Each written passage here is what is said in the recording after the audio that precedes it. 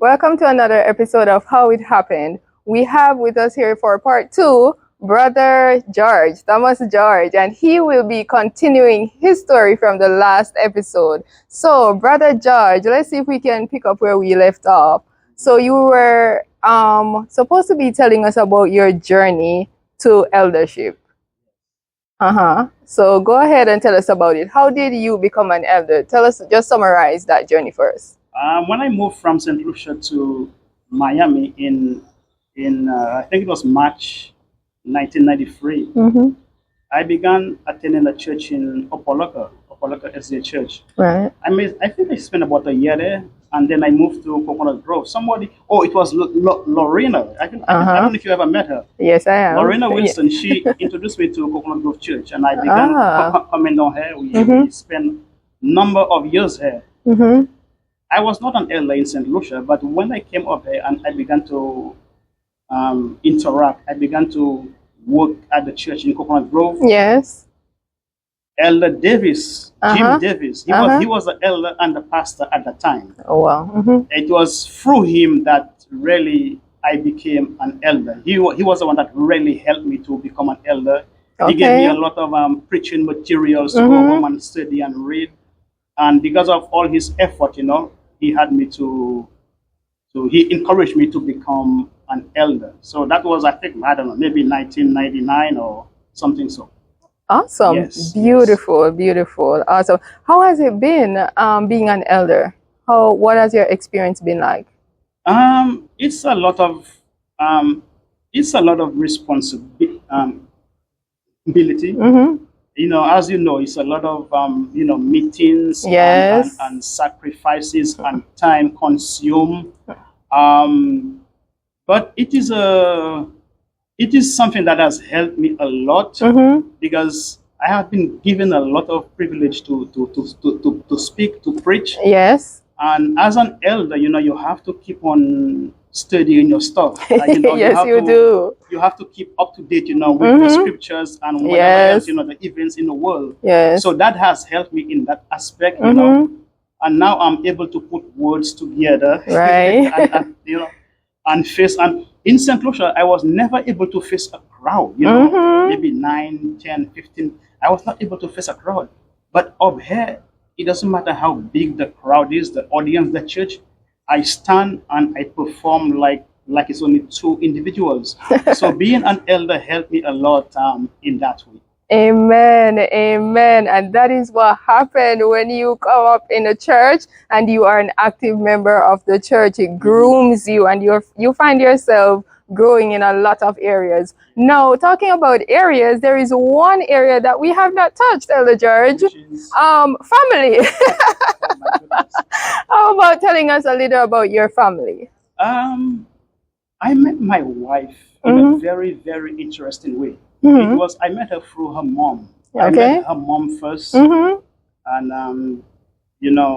then she introduced me to her daughter at that time. Yes. And to make a long story short, we got married in I think it was December 1999. And we have been married since then. God has blessed us with 3 beautiful children. Awesome. And from the time we got married and we began having kids, life changed. Change. There is always laughter. And when children, there's a song that says there is beauty in the home when there is love or something. Yeah. So yes, there has been always love and laughter and beauty in the home. With kids. It is a wonderful thing. Since I never regret meeting my wife and joining a union with her. It has been a good experience. Don't get me wrong, there have been ups and downs. Yes. Of course, like in every marriages. But no, I thank God that we were able to meet and we produced 3 beautiful girls. One of them is we'll be going to college next couple of months. So we thank God for that. Yes, it has been a good journey. Good journey, with my wife and the kids. Amen. Amen. That has brought another question to my mind. A lot of times you find where people struggle to balance their church life, their responsibilities at church with their family life. Mhm. How do you balance your family church life?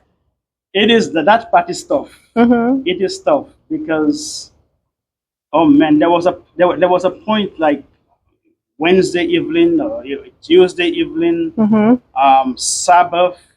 There was a point every week I had an engagement in church every week, Wow. and it was tough. Then when 2019 hit, I think that was COVID, yes. then Zoom took over, and every night, there was a Zoom meeting somewhere.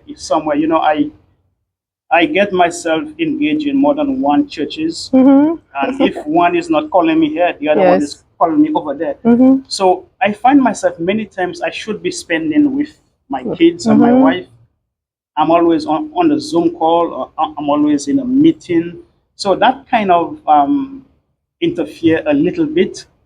But I always find time to spend with them. As much as, I'm not always there with them, but I always try to find time, to spend together with them. Whether we go out a weekend, whether we go. Just a couple of weeks ago, we went and take a walk on, the Boynton Beach Inlet. Right. We went there, early morning, took a nice walk, So this doesn't come very often, but when you get the opportunity, you take it. Yes. So I find that is very very helpful to us. Okay, Yes. beautiful. Now, so you're where you are at in your journey. You became an Adventist. You went through ups, downs. You are now an elder, and you are now balancing church life with your family life. Yes. Now, how would you describe God to people out there? How would you sum up your God experiences to someone? A sentence? What? To those out there watching, there is nothing like serving God. I am proud to say, I've never been to a hospital. I've never fallen sick. Never had any major, pain issues. And I want to give all the credit to God, serving God. As I said, I never smoke, never drink anything else beside water. And I want to credit that to God. So those of you watching out there, it's it pays to serve the Lord. Yeah. It pays to serve the Lord.